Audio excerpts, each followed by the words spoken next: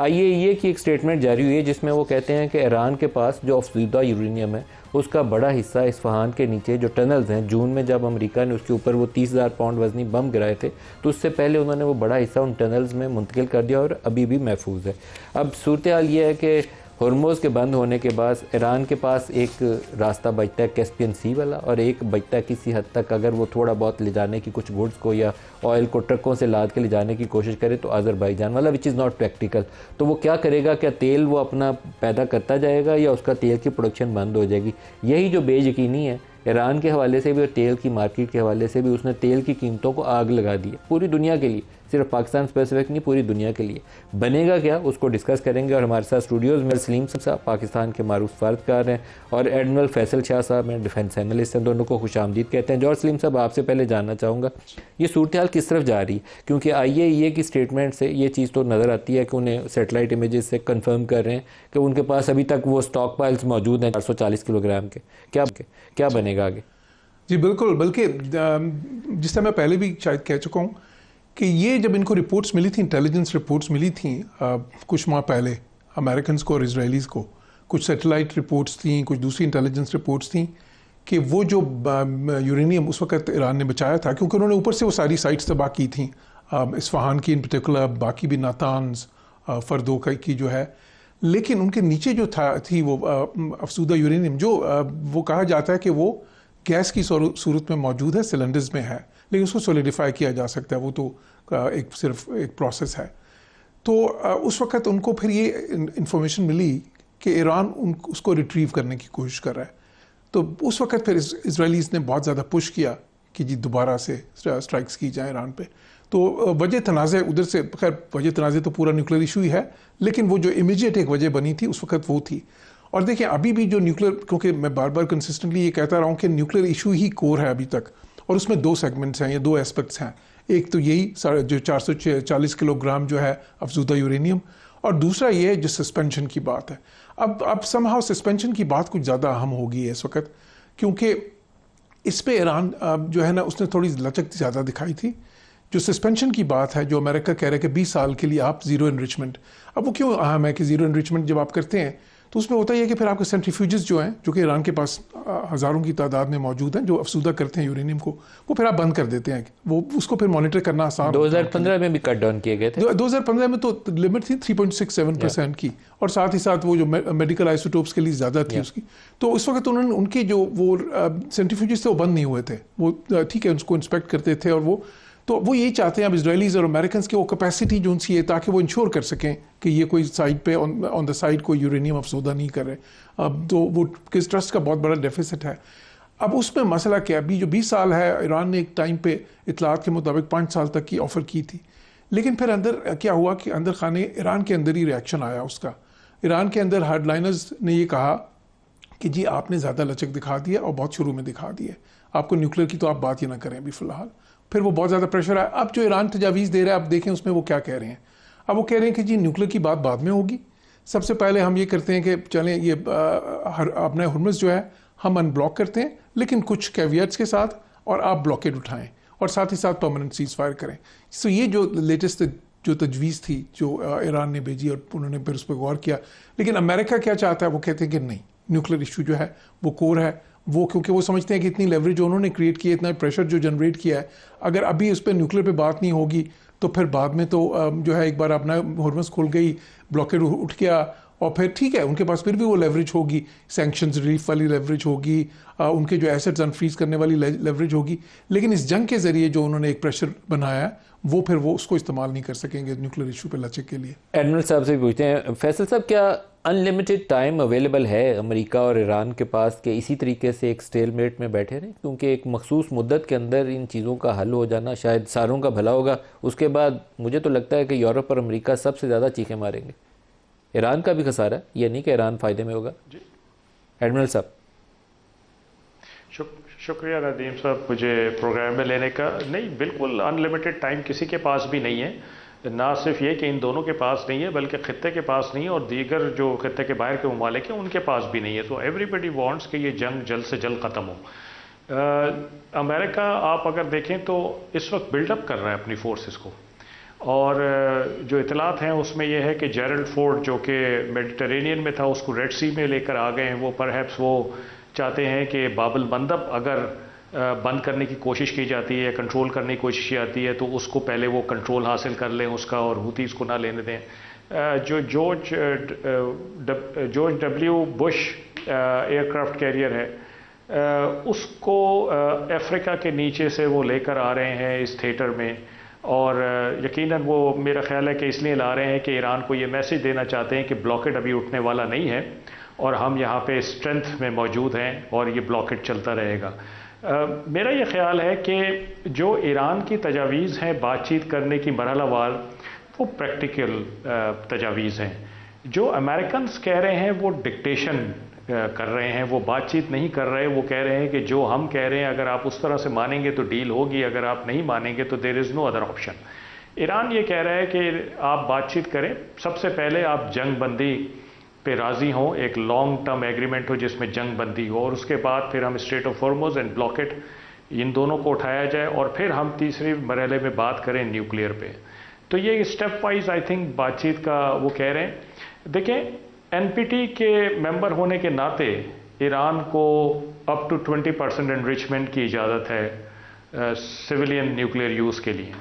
3.67% पे ईरानियंस राज़ी हुए थे JCPOA में 2015 से 18 वो चला, और ट्रंप साहब ने 2018 में उससे बर्खास्त ली ये कहकर कि इसमें बैलिस्टिक मिसाइल प्रोग्राम शामिल नहीं है, इसलिए ये बहुत ख़राब एग्रीमेंट है।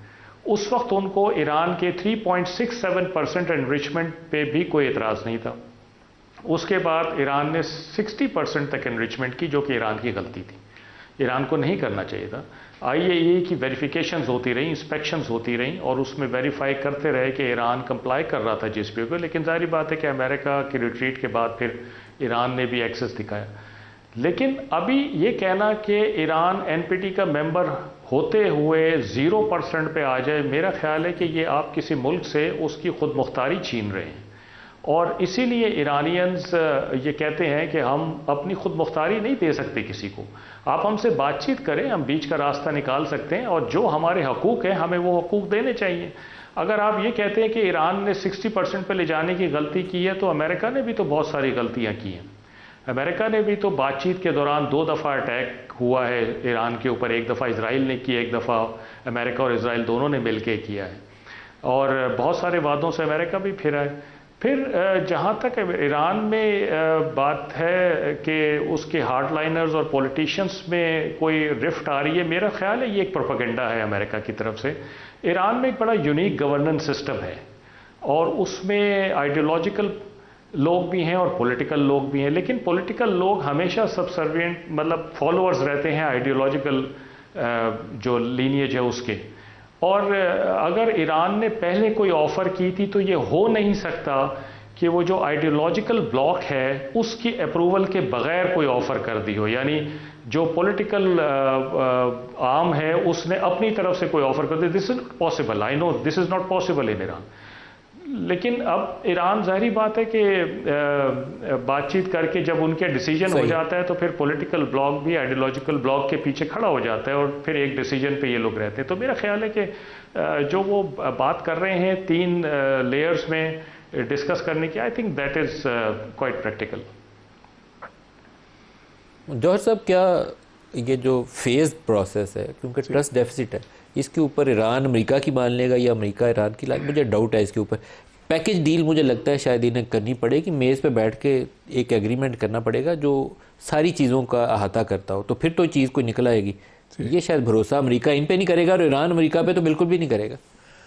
जी, और इत्तेफाक की बात है कि यही अमेरिकन चाह रहे हैं इस वक्त, जो आपने कहा है ना, पैकेज डील। वो तो चाह रहे हैं पैकेज डील हो, लेकिन पैकेज डील ऑनरेबल होनी चाहिए ना। अभी तो वो बंदूक रख के कर रहे हैं। हाँ जी, जो ईरानियंस कह रहे हैं वो कह रहे हैं कि डीकपल करें।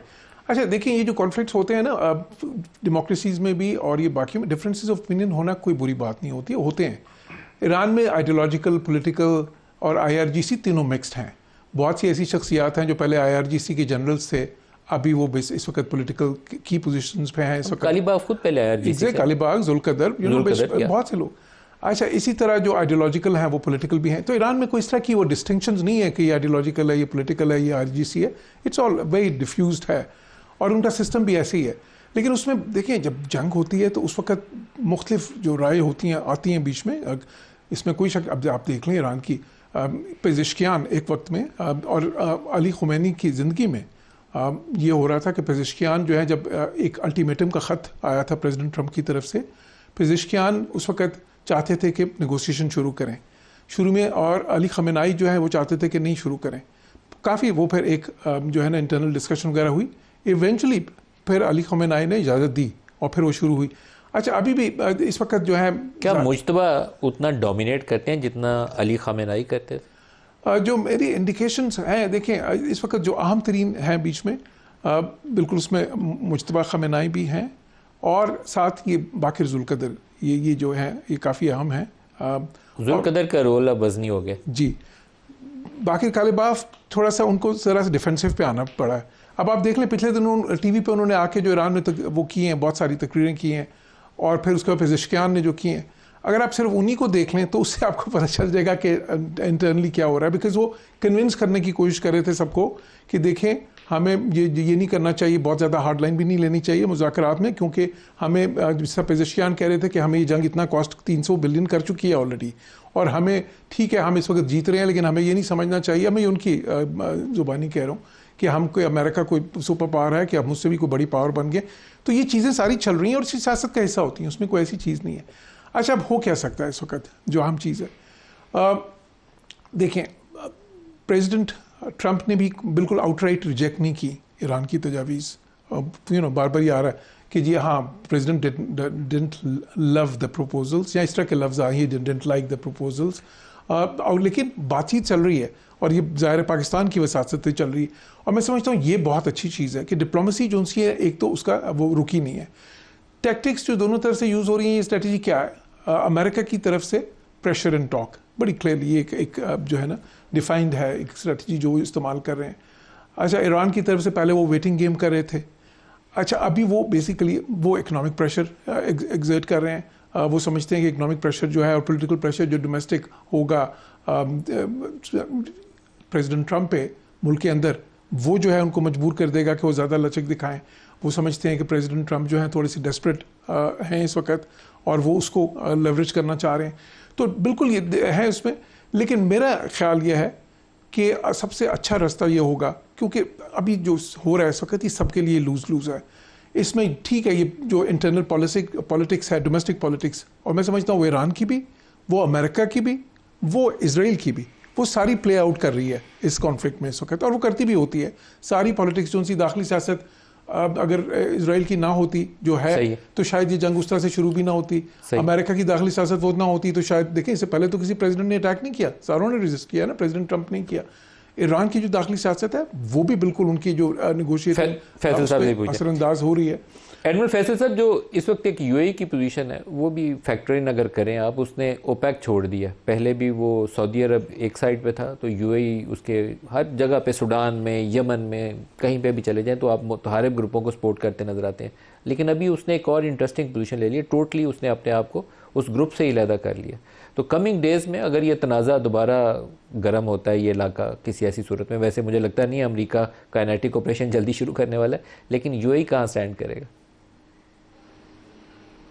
देखिए, यूएई ने तो अपनी साइड क्लियर कर दी है। उन्होंने तो अभी पिछले दिनों बयान दिया था कि जी ईरान के साथ जो ईरान ने हमारे साथ किया है उसको भूलने में बहुत टाइम लगेगा। तो ये बिल्कुल क्लियर इंडिकेशन है कि यूएई किधर खड़ा हुआ है। और कुछ अरसे से अगर आप देखें तो यूएई की बड़ी डिस्टिंक्ट पोजीशन है और डिफरेंट पोजीशन है बाकी अरब एलाइज से या अरब कंट्रीज से जो इस रीजन में हैं।